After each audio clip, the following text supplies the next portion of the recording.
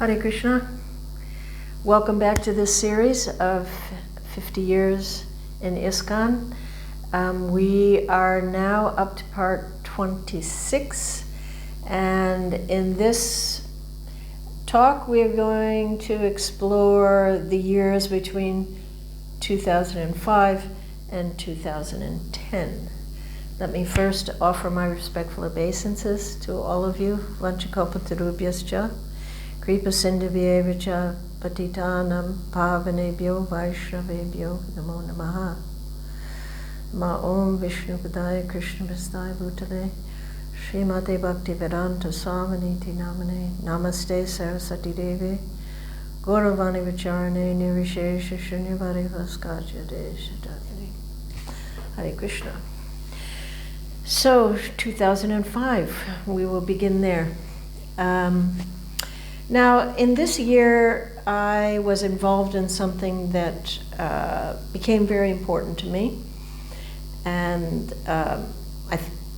around this time, Jayapataka Maharaj, he saw the need to form a group that could begin to tackle the needs and the concerns of this very rapidly growing community in Mayapur. And he suggested the names of a few devotees, and I was one that he suggested. So I agreed to participate, although I didn't know what I had to offer there, but I had been, just acutely aware that there were so many things that needed to be put in place to develop this community.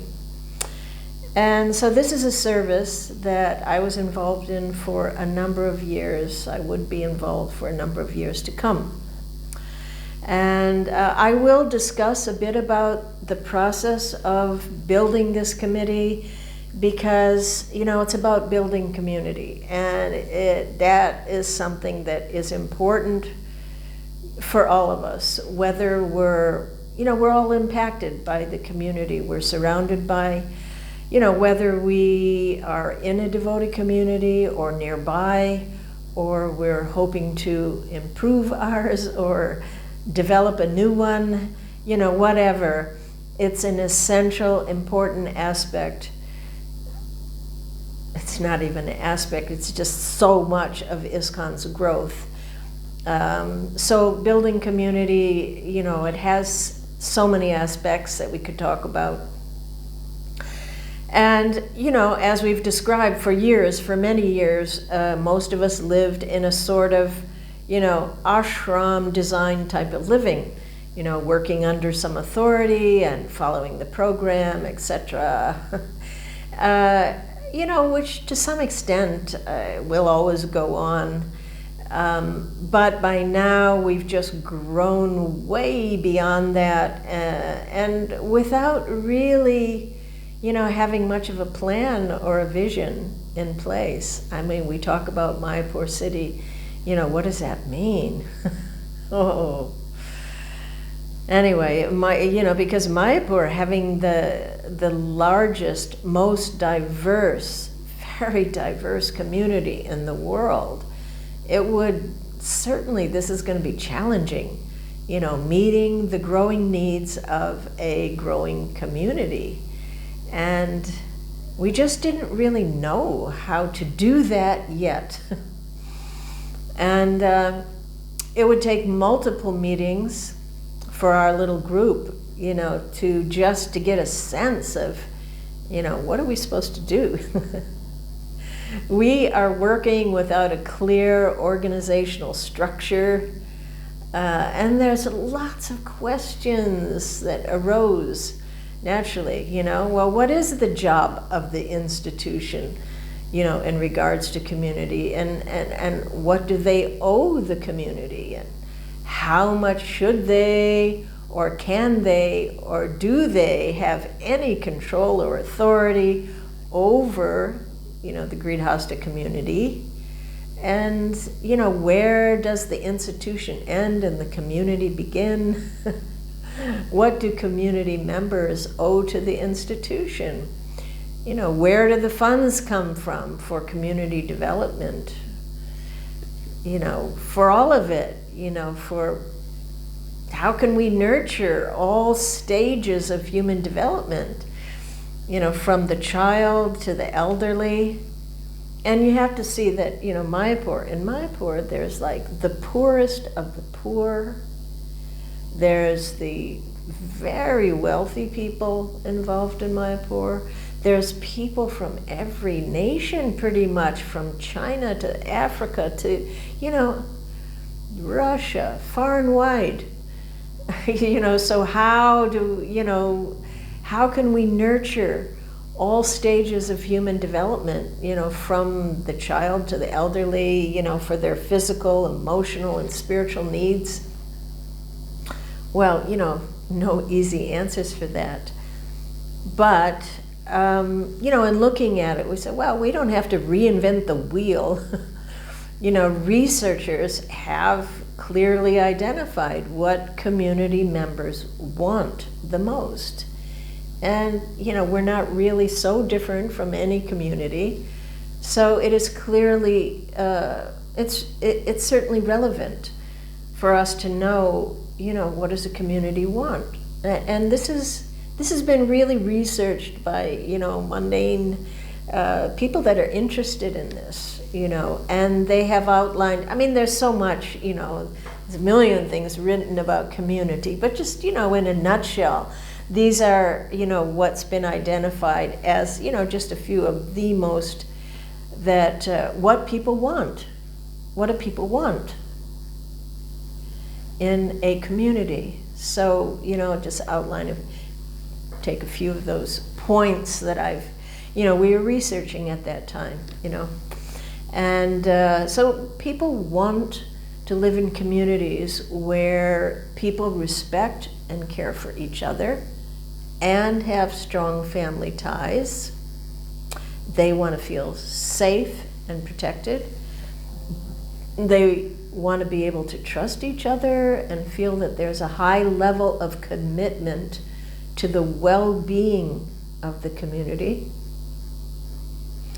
And they want, they want to feel a sense of social cohesion, as well as a sense of independence and freedom and autonomy, and that they don't want to live in rigid structures.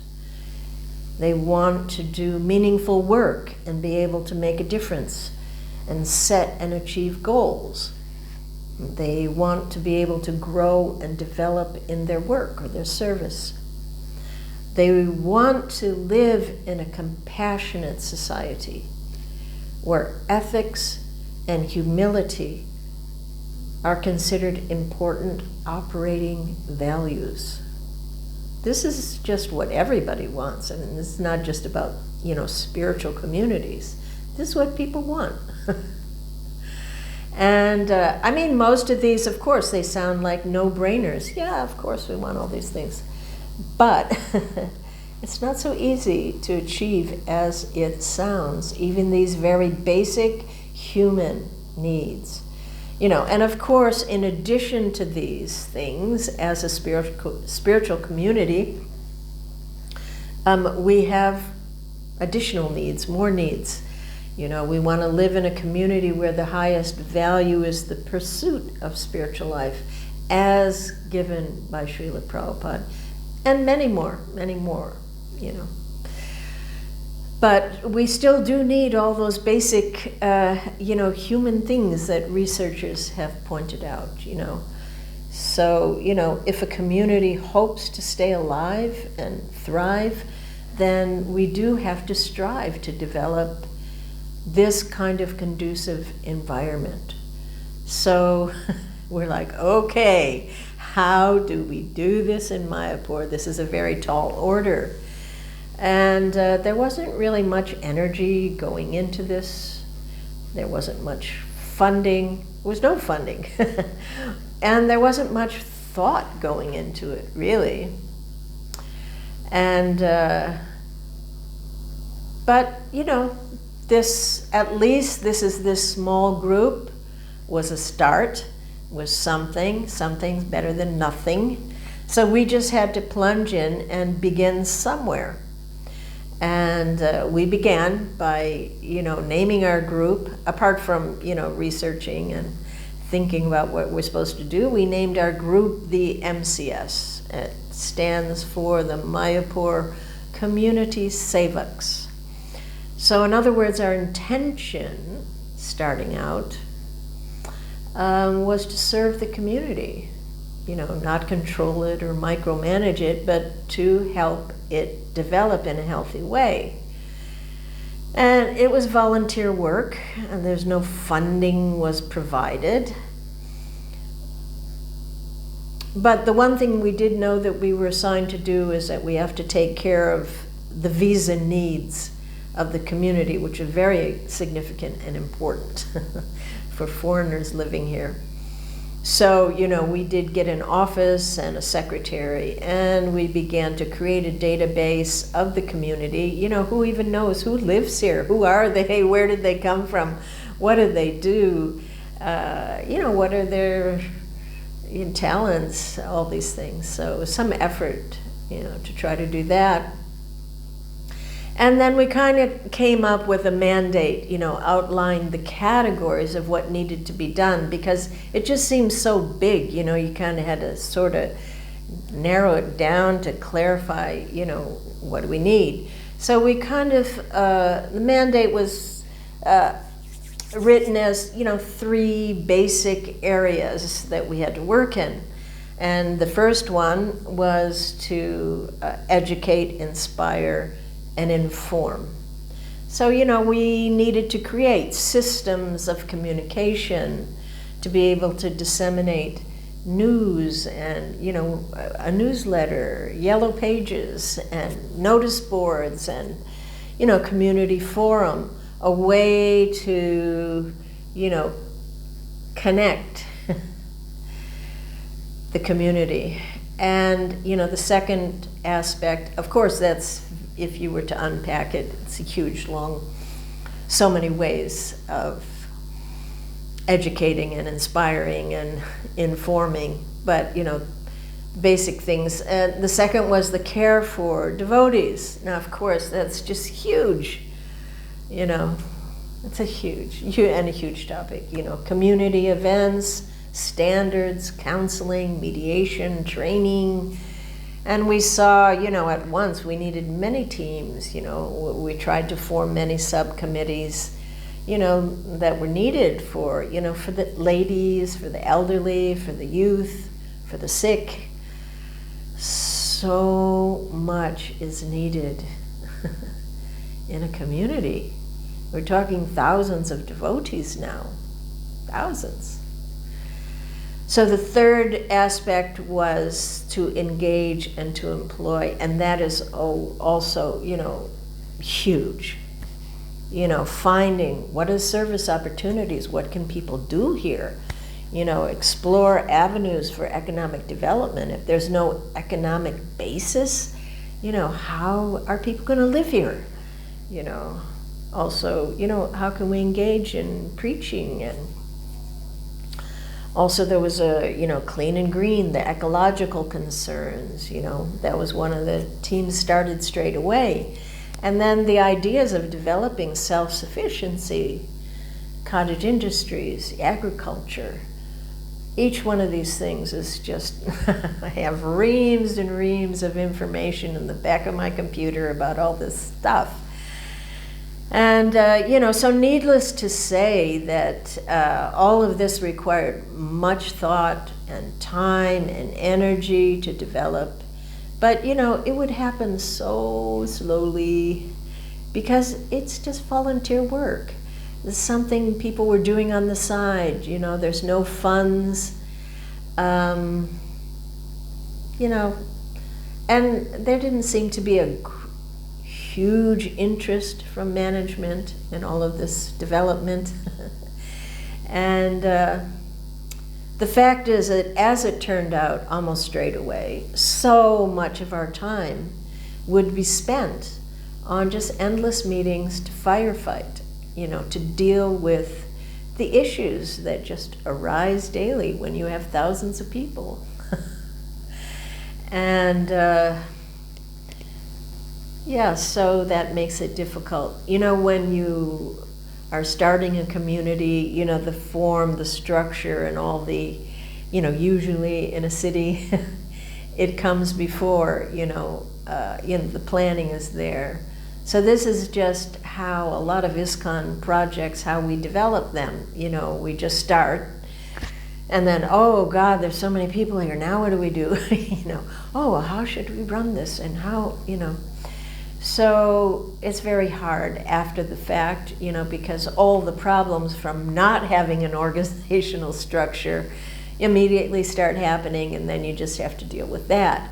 So I've seen that all over the world, that kind of problem. Anyway, and the fact that no one was doing this full time, that was part of the problem. And it seemed to me that all of these, you know, vast areas of community development, it seemed to me that they needed urgent attention. And it wasn't so difficult to see what was needed, but it was very difficult to figure out how to get the job done. You know, there just was no vision or structure in place to support and develop it. So, you know, this is just an introduction to my experience as entering into these concerns about community development, and it would become an ongoing service and build into other services over the years. Very challenging. But I really wanted to see it happen. Anyway, and this year also, 2005, we lost another general in Lord Chaitanya's army, and that was Bhakti Tirtha Swami, who also, you know, he saw these needs about community, organizational structure, leadership. He wrote so much about it. You know, he also, you know, his mind was there, seeing the need. And I didn't know Bhakti Tirtha Swami well, yet I felt very profoundly affected by his imminent departure. Before he left, I was surprised by how deeply I felt that. You know, I'd read a lot of his books and saw, you know, followed a bit what his preaching to some extent, and listened to his lectures sometimes, but, you know, I hardly had any time with him, but I felt really close to him. And I think this is something, you know, that we should appreciate and feel gratitude for, that there's something unique we experience as members of Srila Prabhupada's family, that, you know, we're deeply connected to one another, and we don't have to spend a whole lot of time together to feel that close connection. You know, it's a spiritual connection, and it's very powerful. And Prabhupada said once that when we're chanting Hare Krishna, we're all packed up tightly together. So there's this other realm where we are all together there. And so, you know, I felt close to Bhakti Tirtha Maharaj. And as his final days approached, I felt increasingly frustrated that we were going to lose this, you know, really powerful preacher. I mean, there's so many devotees, wonderful devotees, you know, just ordinary folks like myself, you know, what can we do? Not much, you know, not much. But there's, you know, a few people that are really have Shakti, and he is one of them. So powerful. And, you know, at least I felt, oh, well, at least he's going, I have to thank him for his service. You know, so I wrote him a letter, and I will put that letter here, and I'll read it. I feel like this correspondence and my thoughts and everything, I don't know, I think it's something I want to share. So, I said, accept my obeisances, glories to Prabhupada. Even though we have not had many personal exchanges, I feel that before you leave, I just must express my appreciation and my gratitude for all you've given to Srila Prabhupada's mission all these years. Although you do not know me so much personally, I've received great inspiration from you through hearing your lectures and your books and, just hearing about the amazing preaching activities that you've done. So I really want to thank you. I really want to bow down to you. And for your, preaching was so unique and so wonderful and, in so many ways, And even though despite, he sometimes was criticized by other devotees. And, over the years, I often struggled with feelings of disappointment, primarily in a lack of, genuine love among the devotees and especially within myself. But your enthusiasm for developing personalism and loving care among the devotees, it's often given me hope. And so I feel really saddened that this earth planet will be bereft of your saintly association soon. There must be some exciting preaching going on somewhere else in some universe, as Srila Prabhupada seems to be calling his generals to him. And it's sad, though, for us little foot soldiers to be left here with so little leadership. So I pray to take to heart the spirit of love that you tirelessly preached. So that was my letter. And I didn't expect a response. He was in his late stages of the disease, But to my surprise, he replied very quickly. And his response was so deeply personal. I mean, it seemed like he really knew a lot about me. And it was so deeply touching that it just made me cry. I really cry. And that it made me even more frustrated. Why is Krishna taking him? And I knew it was kind of crazy, but I felt impelled to write him another letter and just pour out my feelings. So this letter I will also read. Accept my obeisances. I know that you must be undergoing intense physical challenges while going deeper and deeper into the next phase of your service. I do not in any way want to disturb this sacred time, but I could not help but write to you one last time, as since receiving your last letter, I've just been constantly thinking of you. And I know that any day we may receive word that you're no longer with us. And I'm actually stunned to feel the tremendous amount of resistance to this that's building up in me. I can hardly accept this as reality. I'm finding it out in my mind constantly. Why is this happening now? Why is Krishna taking another one of the most important preachers in our movement, pulling out another main pillar in ISKCON's foundation? Why? Why now, when ISKCON appears to be quite weak? And I cannot make sense of it, Why, when we're under so much strain, would Krishna take away one of the only preachers who's in touch with kind of the world pulse, and who's able to preach powerfully without fanaticism, and who's pointing the devotees in the direction of developing authentic behavior and loving spirit, and who's carrying so much weight? Why, when ISKCON desperately needs broad-minded ecumenical devotees, why would he pull you out? I feel almost haunted by these thoughts. Why is Krishna doing this? I mean, we all know that death is inevitable. It's not about that. It is about why you are being taken. I can't make sense of it. I know Krishna or Srila Prabhupada must be desiring your association, but from the perspective of ISKCON and Mahaprabhu's ongoing, mission, development, it's a serious blow. And I felt also similar feelings when Tamal Krishna Maharaj suddenly left.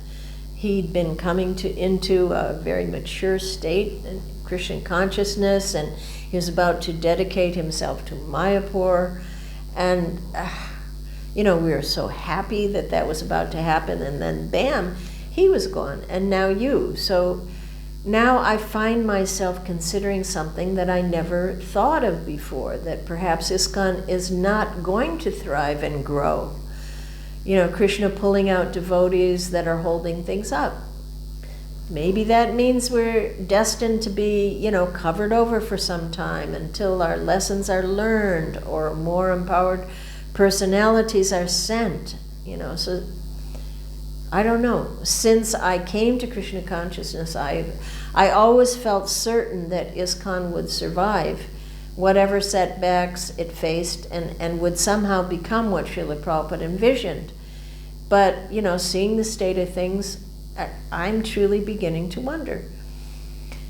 Of course, I have faith that Lord Chaitanya's Sankirtan movement will spread as predicted, but now I'm considering the possibility that this may not unfold now. It could be many years or lifetimes down the road. So these thoughts are not so much born from negativity or depression, but from a growing, understanding that this is a possibility that I never considered before. Perhaps it's not appropriate to expect to understand these things. Perhaps a devotee should just simply surrender from moment to moment to whatever Krishna puts before him, without considering why or how things will unfold. But at present, my mind constantly seeks to make sense of the scenario we find ourselves in, I know that it's probably completely inappropriate and maybe even offensive to raise these questions, of this nature at this time when you're preparing to leave. I mean, what could I expect you to say? But I can't help but wonder, do you make sense of it? Why now? Why you? Does it make sense to you? Or are you simply surrendering to whatever is placed before you? I may be terribly out of line to ask such personal questions, but I feel impelled to ask anyway. I don't necessarily expect an answer. Please forgive my offenses and audacity with much love and profound respect. I don't know, maybe that was kind of crazy, but I just felt like I needed to say those things. And I didn't expect a response. I knew he was really, going towards the end. But I did get a response. And he said, "Dear Sitala, please accept my obeisances. Glories to Prabhupada." Prabhupada and Krishna have their own ways in how to help the society. So my leaving is one of those ways. It will have an impact that will help many devotees and will cause many leaders to be more careful in their leadership as servant leaders. Yours in Srila Prabhupada's service with love, Bhakti Tirtha Swami. Oh, very, very, very touching. And, I admit I still don't understand, but I accept, and I'm grateful to have known such a devotee. Radhanath Swami, who was very close to him, he gave a 4 or 5 hour talk about his life. And I don't know if you can find it, it's probably online somewhere. It was really something to listen to. It is absolutely remarkable to hear, where he came from and what he achieved and the energy and the spirit he applied to everything he did. So all glories to Bhakti Tirtha Maharaj. So moving on, still in 2005, around this time was an interesting change in my daughter's educational program. Again, I talk about these things, they're the practical things that, Grihastas go through. What's happening with their kids, how to educate them, So, I'm not just telling stories, for the fun of it. I'm hoping that they're meaningful, that there's something that people can get from them.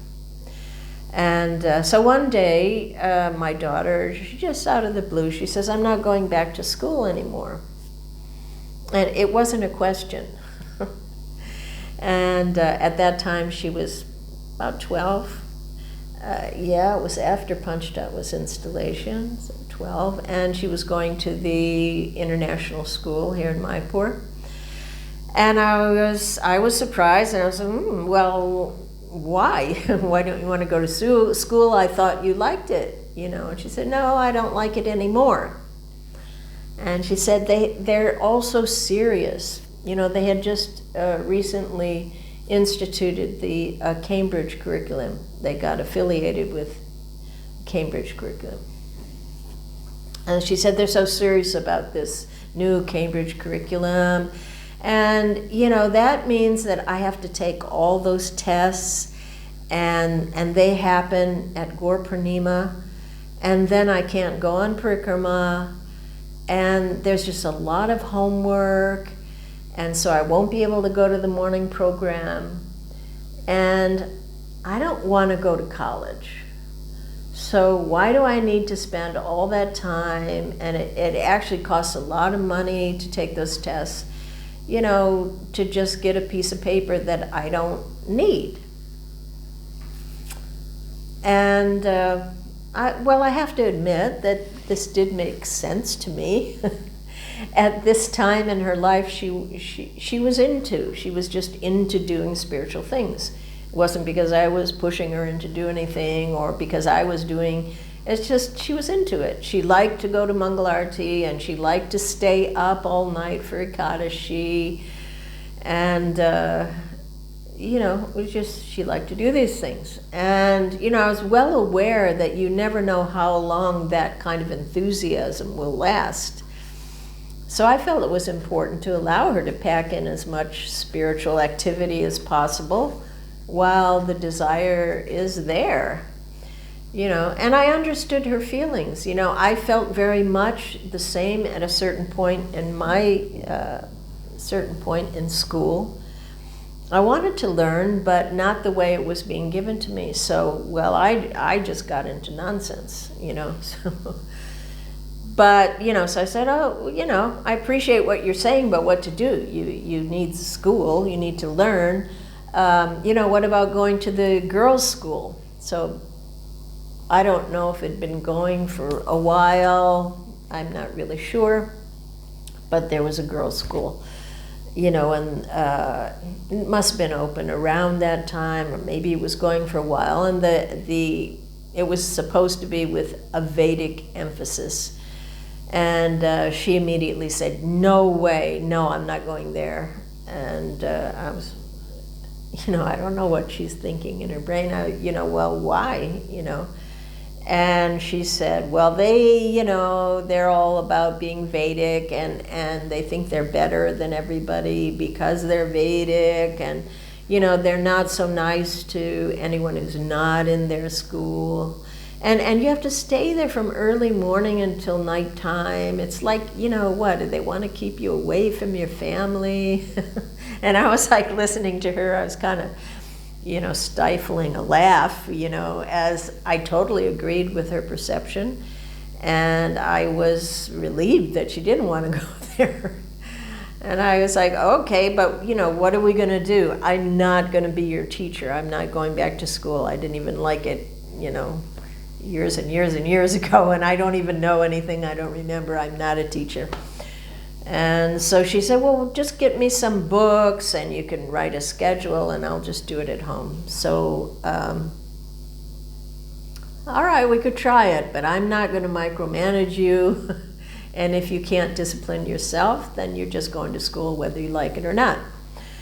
And so that was the end of her kind of formal education. And I made up a program for her, and she more or less did okay. And eventually we got a high school correspondence course that was super flexible, and you wind up with a high school diploma. So it wasn't a fantastic education. You know, I think she missed out on some things, you know, having nice teacher guidance, although, you know, you don't always get that. But it also forced her to stretch, to learn things on her own. And, you know, I just immediately saw that there were many advantages. You know, it just didn't take much time at all to get through all those books and complete the assignments and tests, you know. And so that gave her lots of free time and flexibility, you know, to do the things that she wanted to do. She wanted to take mridanga and piano, and she, I think when she was 14, I think she did the Bhakti Shastri, and then she did the Deity worship course, which meant that she would be in classes with adults. So, you know, she had to perform. And it also meant she'd be free for travel. And, you know, so it was definitely working for her. You know, it wouldn't necessarily work for all kids, that's for sure. I'm not saying that's the way to go, but I'm just explaining that, you know, different people do different things. So, you know, and because I feel that education, it's a personal thing. It's one size just doesn't fit all. And I just bring up this topic because it's a big deal when you're a parent, you know, to really consider and to figure out how you want to facilitate your child's education, and, you know, what do you really want to give them, you know, and how do you want to give it to them. And they're big things that, you know, parents have to think about. And I think this is a good time, you know, to really look at astrological charts. Now, granted, you know, it's a dying art, and it's not always easy to find a good astrologer, but it can be very helpful in identifying the nature of your child, and I just see that as very, very important, is understanding the nature, because kids are very, very different. And even nowadays, they have really interesting personality tests that are helpful. And because I just feel it's such a waste of time just to go along with, you know, with whatever curriculum, whether it be the ISKCON one, the outside one, the whatever, you know, because, well, I mean, Srila Prabhupada said that he wanted to create a revolution in education. And I personally, I pray that one day this will manifest, you know, because, and generally what Prabhupada envisions and has an idea for, generally it unfolds. And I believe that this is urgently needed. You know, even out in the mundane world, many people are becoming more and more disenchanted with the whole educational system. Okay, I know, yes, we have failed miserably in this area in ISKCON. Not in every place and not all the time. There have been some wonderful places and wonderful teachers, but in general, we have failed. But I don't believe we have to give up on this because we failed in the past. I think we learn from the past. And we do have so much to offer if we could just go much deeper in our understanding of what real education means and what we have to offer that is unique and that could take education to a whole other level. You know, how it could be offered in a more nurturing and natural way. You know, okay, maybe that sounds pie in the sky, but I believe in Prabhupada's vision. And it's a huge mission. And it's something for future generations to unfold. I pray the people will come to do it. I think there's even some now that have potential, you know, to move into this direction. And I just hope that our failures in the past that we don't give up. It's still a mission. It's still something that needs to be done. So, you know, speaking of education, later this year I decided that one of the best ways to educate is to travel. So I wanted my daughter to see more of the world, you know, real life geography.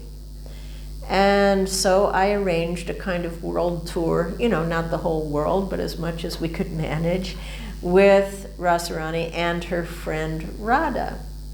And the idea was to visit as many ISKCON centers as possible and to also visit as many interesting, you know, historical and famous places as possible.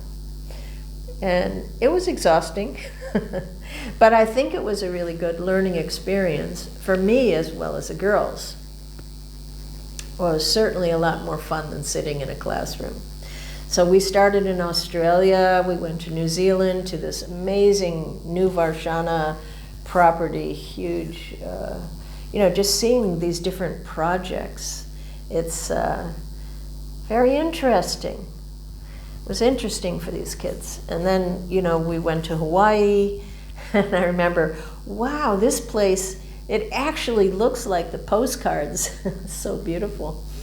And then going into America, I remember the girls being surprised at how bad the airlines were and how bad was the junk food they offered on the plane. You know, I remember them sitting there reading the back of the ingredients and they go, "Mom, there's nothing real in this. There's no real food." And I was like, yeah, that's how it is out here. And then I also recall how, you know, it almost felt like we were entering into a police state. You know, it was a lot of serious looking guards when we entered into, you know, with big guns and, you know, going through customs. And we were going through the security, and they actually pulled Radha aside to a room to question her. And I was like flipping out. I'm responsible. This 13-year-old girl, I was so angry. What could you possibly think? She's like this beautiful, simple, innocent girl. And, you know, and so I was trying to go in there and they were real heavy with me. And then I realized I better shut up, you know, because they have power. And I just thought, Jesus, what is happening to America? Anyway, we went to Portland, Oregon, and visited my brother and my family there, and had a lot of, you know, saw a lot of real beautiful places, massive rose gardens, famous rose gardens, waterfalls, you know, really nice. And visited Los Angeles, San Diego, Laguna, then down Alachua, and of course the beautiful Ichachutney Springs floating down that beautiful place, you know. So all along we were meeting so many old friends and new friends and getting to just see our large ISKCON family. And I thought that was educational. Then we went to England and visited Harisori's family and of course the manor in Soho. And then we went many places, you know, the Buckingham Palace, and we visited, you know, a lot of churches. And it was, the girls, they're like, "So, God, you wear your shoes in the church?" I mean, they'd never been.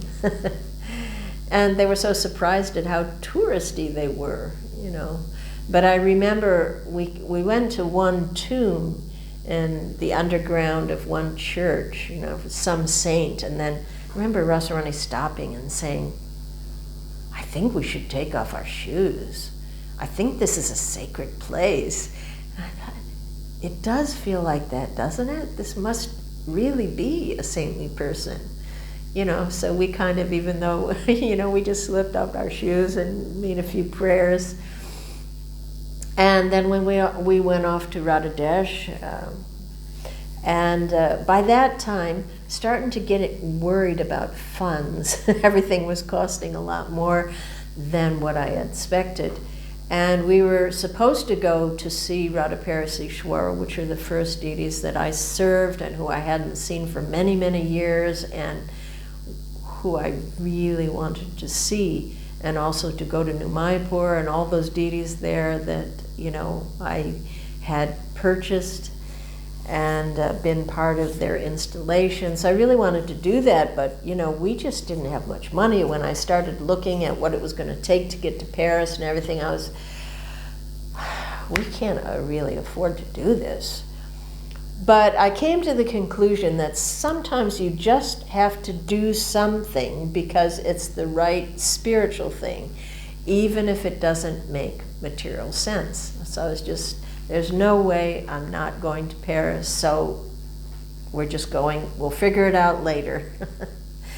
And then, you know, it was very remarkable. You see how Krishna reciprocates, because somehow or another we got in touch. I think he got in touch with us. It was a French devotee that I'd known named Ram Das, and he was a chauffeur by profession. And he drove Srila Prabhupada when Prabhupada came to France. And so somehow he connected with us, and he said, I heard you're coming, I want to meet you, I want to drive you everywhere, I want to be your chauffeur. and I was, okay. And then he wanted to take us to New Mayapur, and, you know, it was amazing because all of these things would cost a lot, and he just refused. He said, I just let me do some service. I'm just driving around all the time with mundane people. I want to be with you. And it was so beautiful. So he was driving us all over Paris to, you know, the Louvre and Sacré-Cœur and the Eiffel Tower and all these wonderful places. And I never went to any of them when I was living in Paris. You know, we would maybe pass by them on Harinam. We just didn't do that kind of thing. So it was interesting. It was very interesting. You know, then we went to New Mayapur, and, you know, we saw how it was very run down and so few devotees, you know. But, you know, I heard the girls talking how, you know, well, but it's so beautiful, and these deities are so gorgeous. And, you know, we loved it. We had a great time. Then we went to Italy, and that was even more fun for the girls because Madhusevita Prabhu is an old friend, and he's a GBC in charge, you know, of certain areas, and he is in charge of Villaggio Hare Krishna. And I regularly made outfits for their deities, you know, so he wanted to show us a good time. And he just arranged everything very beautifully for us, and, you know, a visit to Florence and then Rome and the Vatican, and, you know, amazing ISKCON restaurants that were there, and a trip to Venice. And, you know, so it's just so interesting how Krishna arranges everything. We had to just sort of go with the flow and see what happened, you know. And, you know, it was just wonderful for the girls meeting friends everywhere, you know, and meeting new people, all kinds of people, varieties and different nationalities, and realizing that, you know, we have this family all over the world that Prabhupada created, you know. And, you know, some places ISKCON's growing, some places it's dwindling, and, you know, but seeing all these beautiful deities. And it was definitely a good learning experience, because for them to see that this is sort of their inheritance, all these places, there'll be so much to do in the future to develop them.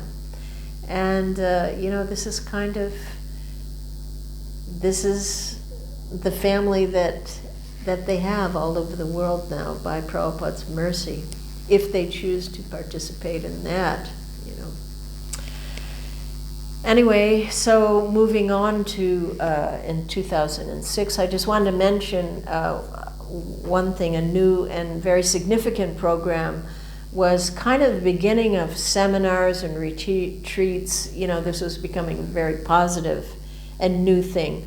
I think already there had been some of the Govardhan retreats, but this year there was, I believe it was this year's the first Japa retreat at Varshana.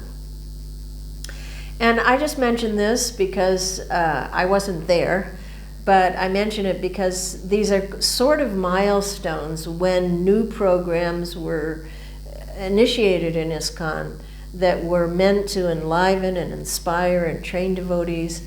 Because by this time, people who were becoming devotees didn't necessarily join an ashram and get training. They're coming into ISKCON in many different ways and not always getting, adequate association or inspiration or training or help. So these retreats were a significant introduction to educating and enlivening devotees. And these programs started, I believe it was Burjan Prabhu's idea, and his wife Jagatarini and Satyanandan Swami and a whole team of wonderful devotees who developed this, and especially these, this japa, focus on japa, because they're seeing the need for everyone to chant better. It's the Yuga Dharma. How do we do it better? We can see, well, if we're not growing, then, what are we doing wrong? And, so many devotees have been nourished and inspired to chant better and chant deeper. And it's really what's more important than that. So this has been so much appreciated, and it's grown and grown over the years. And now there's, a massive Govardhan Retreat Center, which is a huge, wonderful thing that's happened, wonderful development, So just identifying that, around this time, this is when we started to have more of this sort of thing in the movement. And unfortunately, I haven't personally been able to attend because of other commitments at Kartik time with my deity work. And also, I had become, attached to attending Endraduma Swami's.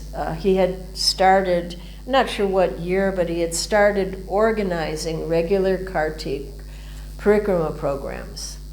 And so I was regularly attending along with my daughter, and I became very attached to these because, the way they were done, it wasn't, we don't rush from one place to another, but rather we generally go to some quiet, sacred place and have a long meditative kirtan and long katha related to where we were, and another long kirtan, and then back to Vrindavan. So, this was becoming a yearly tradition with, in the same way that those retreats were going on there with the similar devotees that were coming every year. Bhattahari Prabhu and Madhava Prabhu would attend, Chadaratma, and, a regular group of, 200 to 300 devotees who would do this, every day for the month.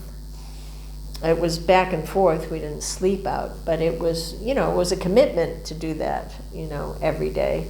A lot of Russian devotees. And I think that it was this year that Endraduma Swami started to ask me to be a speaker. And it started off because he'd read my unpublished Narottam book. And so he understood I knew something about this and that I had some attraction. I'd been working previously in, studying about acharyas. And so initially he had me speak, about Narottam Das Thakur. So I have to say that I owe so much to Indradyumna Swami. As you know, there are many times throughout my life that he encouraged me to do things that I just would not have done if I wasn't pushed into doing it. You know, and so this was a big change in my life, because I'm an introvert, and I don't want to lead kirtans, and I don't want people looking at me or listening to me. You know, for an introvert, that's like, you know, torturous. And so it was very hard to begin with. You know, I had to plan out, you know, my talks carefully.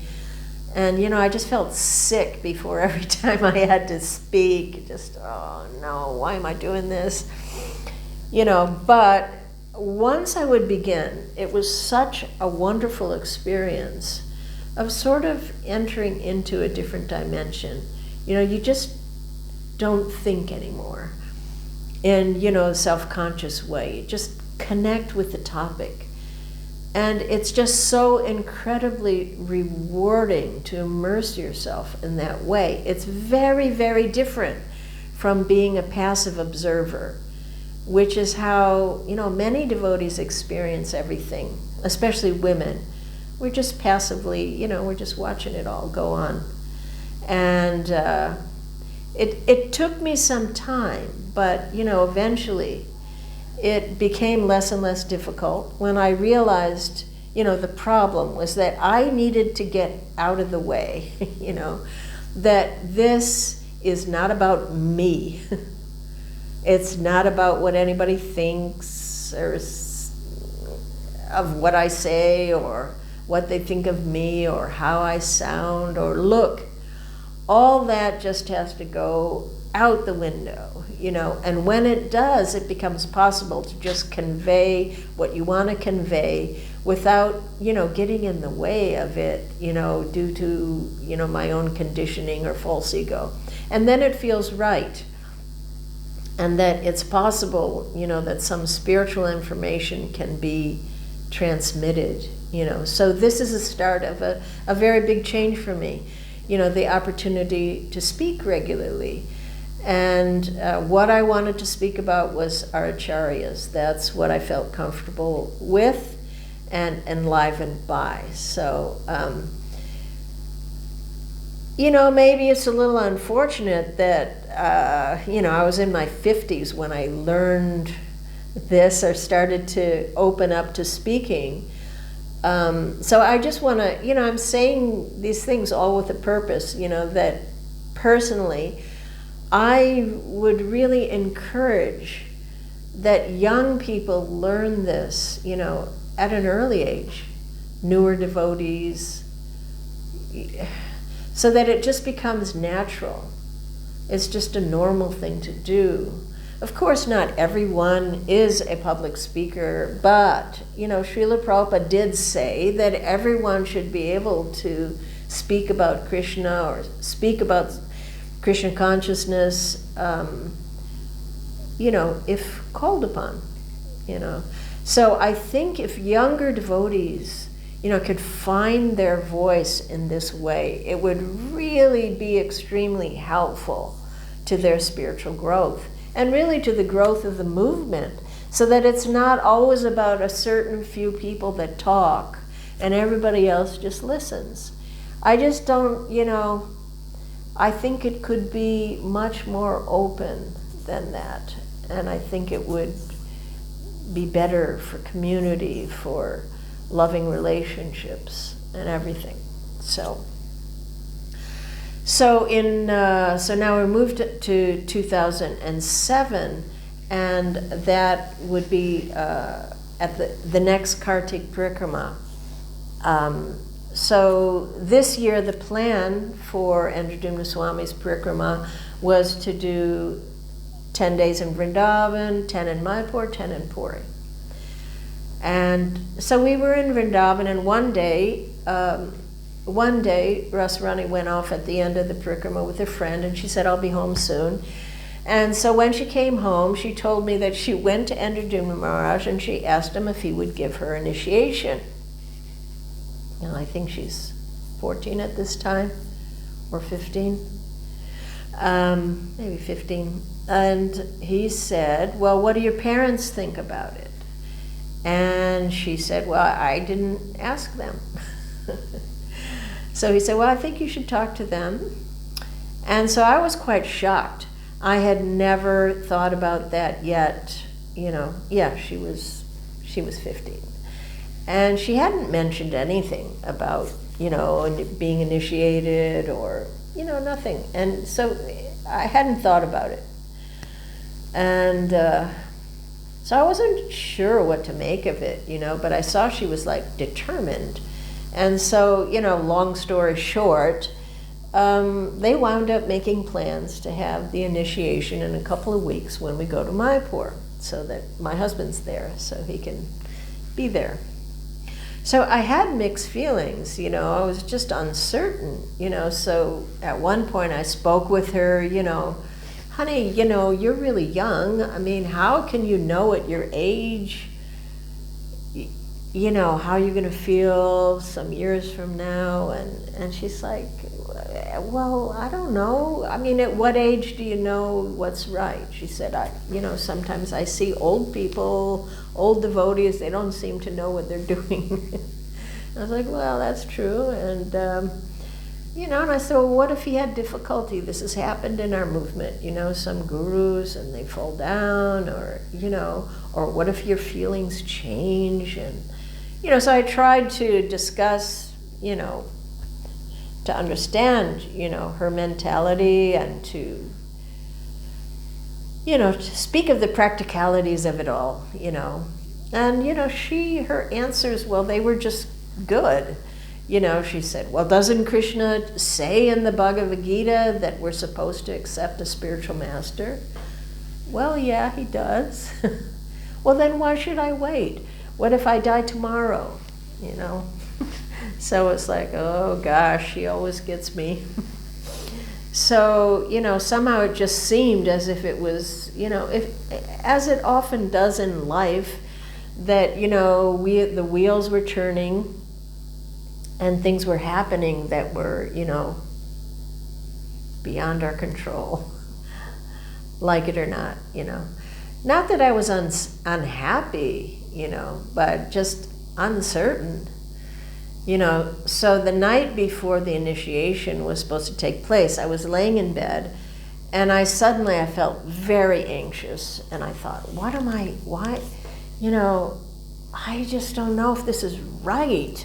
You know, she's so young, and, you know, I felt really anxious as I was falling asleep. I don't know, should I be, you know, just letting this happen, and should I be doing something? You know, I just felt very uncertain. And then that night, I had an amazing dream. And I just don't have, you know, first of all, even most of my dreams are just crazy. They don't make any sense.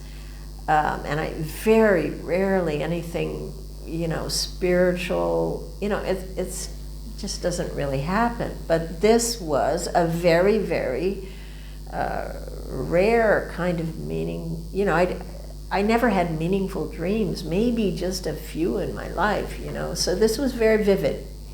So I was standing on some high place like a hill, and I was looking down on this vast field, and the field was filled with hundreds of fire yajnas were going on, and all the sounds of fire yajna, all the mantras in the air, all da da da da da, you know, it was just like this cacophony, and many people sitting around all the fires, you know, like initiation ceremony with plates in front with, you know, grains, and it was this amazing scene. And I was like, wow, what is going on here? And then suddenly I became aware. It wasn't like a vision, it's not that I saw them, but I became aware that in the sky, it was filled with all the previous acharyas. And they were all in unison, calling out, saying, welcome into our family. Welcome into our family. And, so when I woke up, I was just truly amazed and relieved and happy. And because this dream, it was showing it was showing me what is happening in an initiation. We are joining the family of devotees all the way back to Krishna.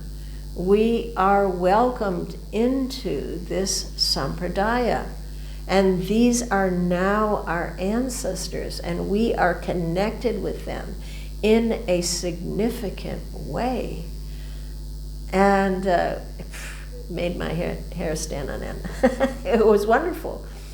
So I felt totally happy after that, and the initiation ceremony went on in a very beautiful way on Gopastami Day. And the next day we were off to Puri. So that was a very interesting experience. Now, heading into 2008, now naturally, after being initiated, now my daughter wants to join the famous Polish festival tour. So I thought, well, that would be a wonderful experience for her. So I decided to take her and to stay long enough to make sure she was in a good situation. And I knew other devotees that were there, and I'm very close with Indradyumna Maharaj. I trust him. And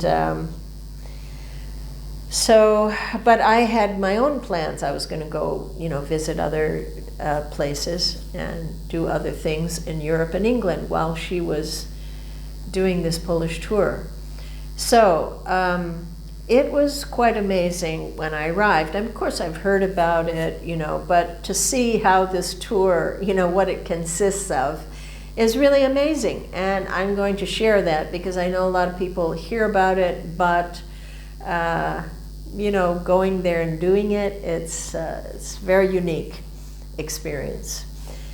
Picture 200 or 300, mostly young devotees, living in a school, in each of the classrooms, sleeping bags lined up in rows next to each other, and everyone creates some little space, like their little home for themselves, some tiny little space for the next 2 to 3 months. And, the morning program, it's in the school gymnasium, which has been converted into a temple room where beautiful deities and beautiful altars are set up, and a full, Paka Puja program goes on just like any temple. Beautiful offerings, amazing. And, the kitchen is just, the school kitchen is just constantly buzzing. Imagine, cooking meals for all these devotees twice a day. And it's not just that, but preparing all the items to be served at the fully functioning restaurant at the festival site every day. Huge work. And then after the morning program, everyone jumps into action. Everyone has something to do. Nobody's just sitting around. It's a huge team goes out, get on the buses and go out for hours on Harinam through the town and along the beaches, distributing thousands and thousands of flyers for the festival program. And the festivals themselves are held in one spot for 3 days in one town. And when they're over, the tons of equipment, tents, has to be uprooted, knocked down, and replanted in the next town. Gigantic work. I mean, those men, they work so hard. It's amazing. And, other devotees are working to prepare the stage programs, all the entertainment, and others are cooking, and just many things to do. And then in the afternoon, we get into buses. If you haven't been on Harinam, Harinam's already out there.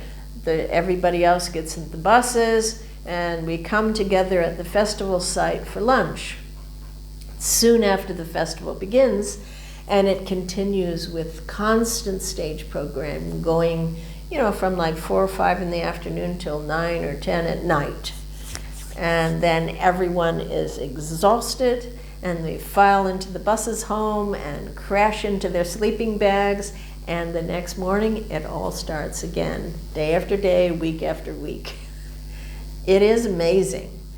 And, at the festival site itself, there's a main huge stage, along with, 10, 20 tents on either side, where there's just all varieties of things for people to do. Get gopi dots, put on saris, vegetarian cooking, question and answer, the restaurant, the book distribution, puppet shows, magic. It's amazing, so many things to do. And, mainly these are family vacation spots. So there's not a lot to do apart from, going to the restaurant or going to the beach. So people really welcome this, very well attended, especially because there's many things for the children to enjoy, and it's innocent and fun. And, even at one point of the stage program, all of the children in the audience, they're invited. If you want, you can come up on the stage and you can get dressed up in a sari, and then you can sing, and then they teach them some little songs to sing, and they clap and they raise their hands, and, all their parents are taking the photos, and they just love it, and then they're allowed to take those saris home with them. And it's just a huge hit, and it's very transformational for the children and adults.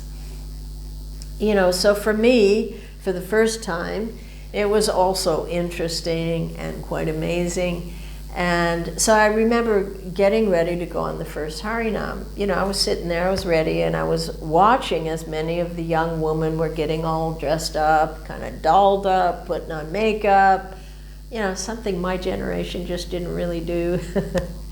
And I think of our Harinam, kind of, ashramites, a little bedraggled. We definitely didn't look like this.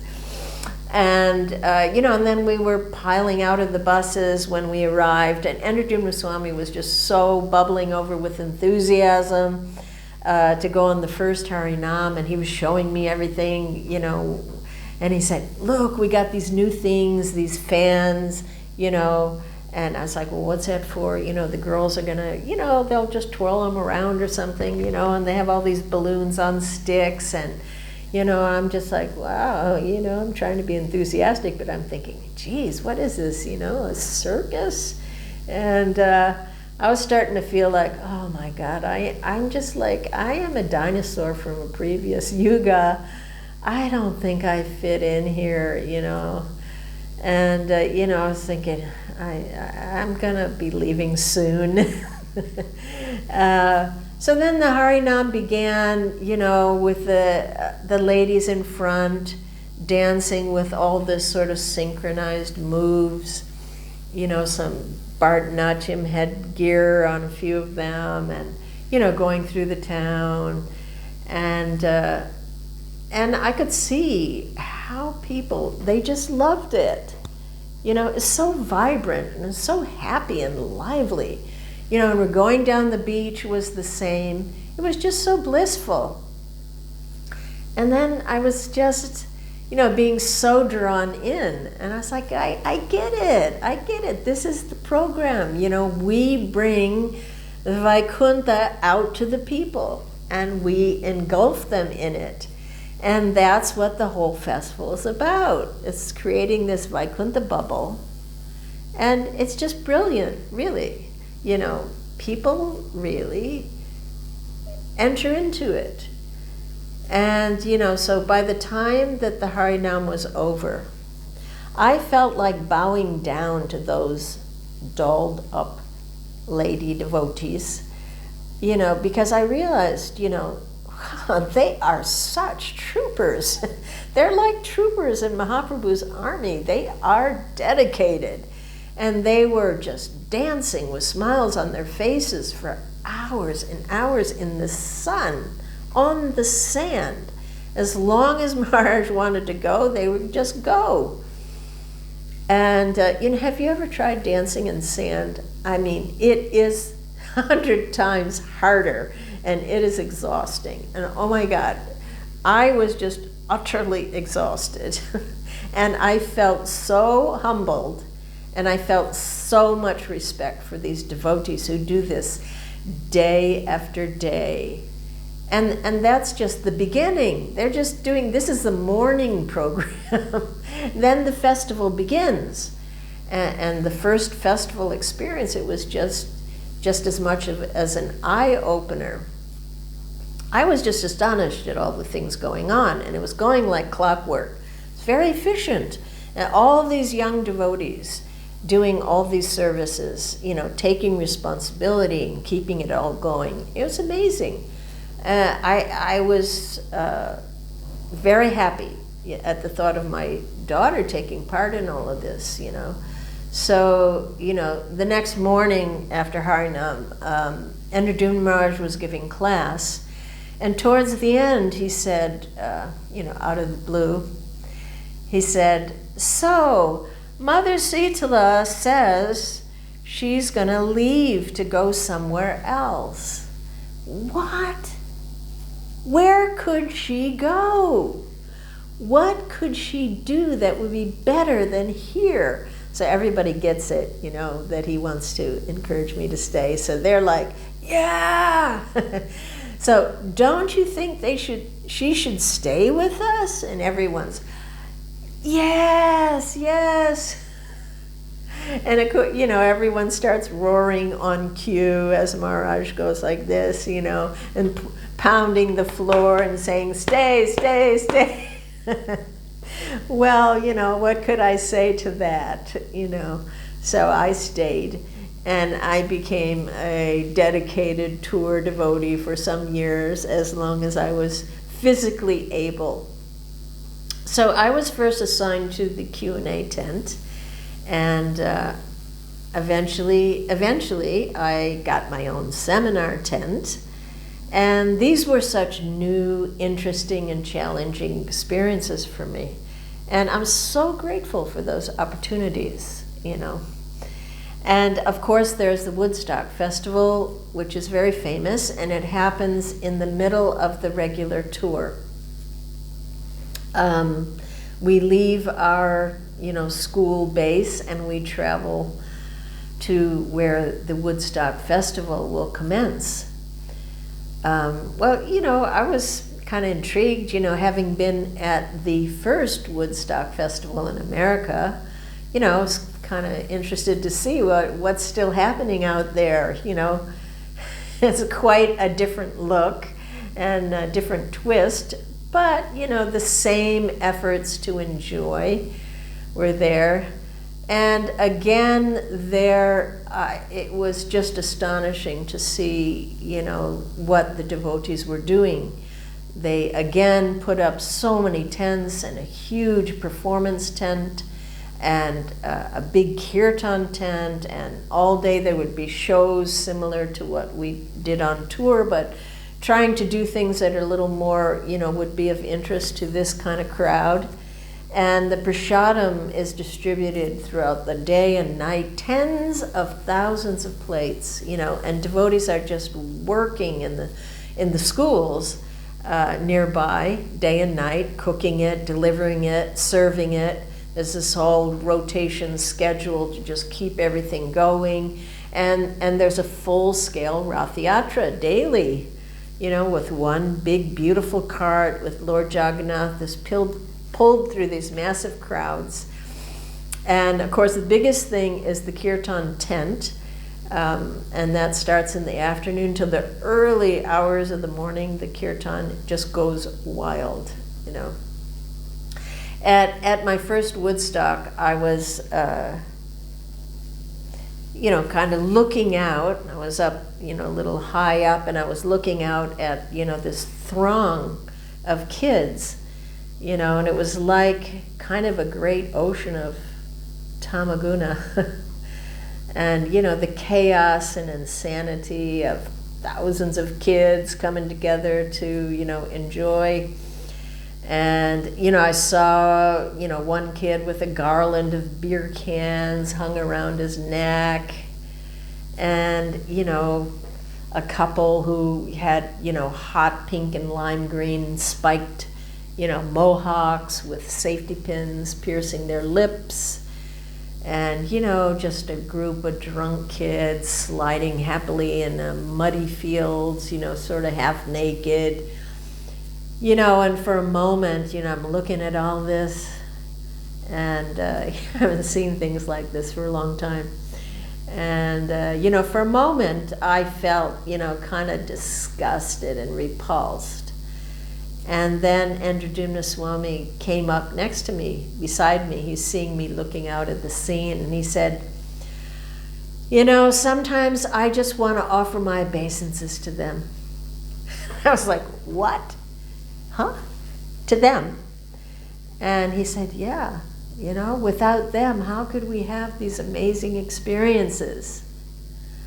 And, he really, really meant it, and I was impressed and humbled that, this is the heart of a devotee, is so filled with, compassion and desire to serve, seeing Krishna everywhere, even in the smallest or the lowliest. What a wonderful vision of humility and appreciation and eagerness to share Krishna with everyone. So I was humbled. I remembered, my own degraded condition years ago, how I was immersed in ignorance at the first Woodstock Festival in New York. And, through the ocean of darkness, I suddenly saw what looked like a bright light in the distance. I think I talked about this in one, and it turned out to be a couple of devotees chanting the holy names, So what a great fortune to meet devotees, So this is what we bring to these festivals, a bright light in the darkness. And certainly in the crowds, there are many kids who are just like I was, souls who are searching, who feel empty, who are looking for meaning in life, and who need the light of devotee association to bring good fortune into their lives. Guided by Paramatma, such souls, they arrive at Krishna's village of peace, is what it's called, where they enter a Vaikuntha bubble. Colorful, bright, clean, joyful environment, in stark contrast to the darkness outside of it, And there they begin their journey back home by tasting Krishna Prasadam and joining in the kirtans and hearing philosophy and associating with devotees, And no doubt that for many of these kids, this is the beginning and the end of their material existence, just as it was for me so many years ago. And for us, the devotees, there's, just no greater service we could be doing. There is really nothing more gratifying in this world than to be a tiny foot soldier in the army of Mahaprabhu, marching to the tune of Hare Krishna, Krishna Krishna, Hare Hare. So, some have questioned this program of Andrujumna Maharaj. Oh, it's going on for so many years, and why aren't they making more devotees, and why isn't Poland blossoming, And, to that I would say that it is impossible to calculate the long-term effects of the distribution of hundreds of thousands of plates of prasadam, of thousands of hours of harinams, of endless hours pulling the ropes during the numerous Rath Yatras. Who knows what Krishna has planned for Poland? But something will certainly come from such an unprecedented flood of mercy. Hundreds and thousands of seeds of bhakti have been sown here over a period of many years, decades. And how and when those seeds will sprout, that is up to the Lord. Some seeds, some kinds of seeds, they stay in the ground for a really long time before they sprout. But it's absolutely certain that the seeds are in the ground and the process has begun. So, surely we will see the profound effect one day. It's only a matter of time, Hare Krishna is definitely cool to thousands of kids in Poland. Many of these kids have grown up with this appreciation and are gradually becoming the adults who run the country. Surely this will affect, the environment of this country eventually. I have faith in that, and actually we don't have to wait to see the effect. During the festival, we see transformation taking place in the hearts of many kids all the time. During one seminar I used to give, I would explain the Chaitodarpana margin of verse, and I would, explain how chanting Hare Krishna is like swimming in an ocean of nectar, and it cleanses the heart of all dirty things.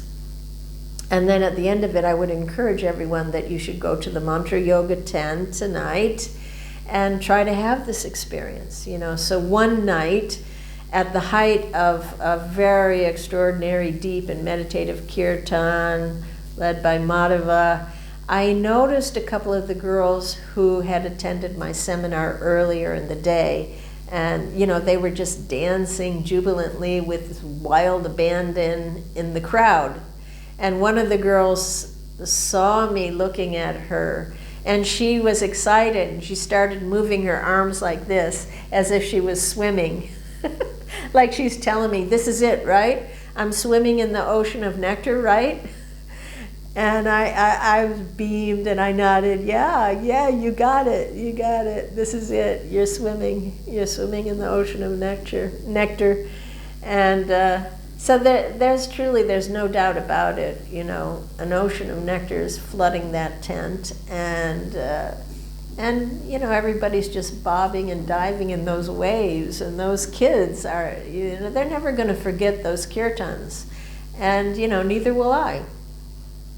And this festival, the Woodstock Festival, it's just as much a blessing for the devotees as it is for the kids, as we have the opportunity to be with some of the most experienced kirtaneers from around the world, Bibi Govinda, Sri Prahlad, Madhava, Ruchira, many wonderful kirtaneers, And when such devotees join together for kirtan, especially when we're out in the world giving the name to non-devotees, there's something extra special about that, and something wonderful happens, It just brings the experience of the kirtan to a whole new level. It kind of raises the bar, and the heart just blossoms as we go deeper into the mellows of chanting the holy name.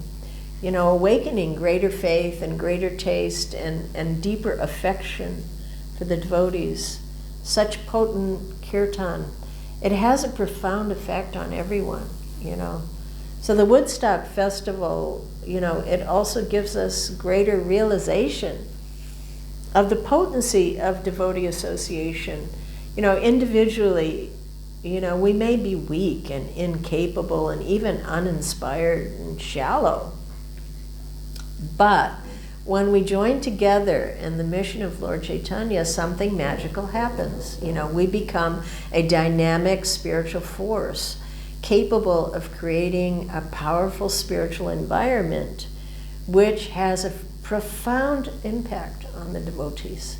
And as Srila Prabhupada would often say that, a single stick alone can easily be broken, but a handful of sticks together becomes very strong and unbreakable. So I wish there were thousands of such festivals going on all the time, all around the world, and thousands of more devotees who could have these wonderful experiences distributing Krishna consciousness in a big way. Because, sometimes I tire of hearing devotees discussing controversies and problems and conflicts, and, so much energy is spent, especially on the internet. Surely, if that energy were used instead to get out in the world, try to help others. So many problems and doubts and disappointments, they would just dissolve. Because as the saying goes, when we're all wrapped up in ourselves, we kind of make a very small package. And interestingly, the more we forget ourselves in the service of the mission of the spiritual master, the happier we tend to become. So I'm amazed and encouraged to see how much can be achieved when one person is extremely enthusiastic and determined. Over the years we've seen there's certain devotees, that have this kind of dynamic presence, like Jayananda or Vishnu Jan. And Andradimna Swami is definitely one of those who just has so much enthusiasm that it carries everyone along. So this power of enthusiasm, it's our process, utsaha. It's a real thing that to hope to attain. And, he is a powerhouse of enthusiasm. And he makes the whole thing happen and continue year after year, decade after decade. So I offer him my most humble respects, just inspiring to see. I wouldn't be doing any of this on my own if he didn't drag me into it. We need devotees that, encourage us, So it is enlivening to see also another aspect of this, and I'll finish because now it's going on too long. But, I really want to explain these things because it's just amazing. Remarkable how he engages the youth. A good portion of all who's there doing this are young, very young devotees, And he gives them responsibilities and he trusts them to get it done. And you just see how they come up to the mark and they learn how to serve happily from their own heart. And it's just been like kind of generation after generation of youth now that have gone through, the rigors of the tour and found their own commitment in spiritual life. And, what a wonderful thing. Prabhupada, he did that for us. He gave us, go out and do this, go out and do that. And he trusted us to just go for it. And in that way, we found our own, we experienced Krishna acting in our lives and how anything was really possible when you're really focused and enthusiastic and just depending on him. So I better end there because now this has gone longer than what I expected.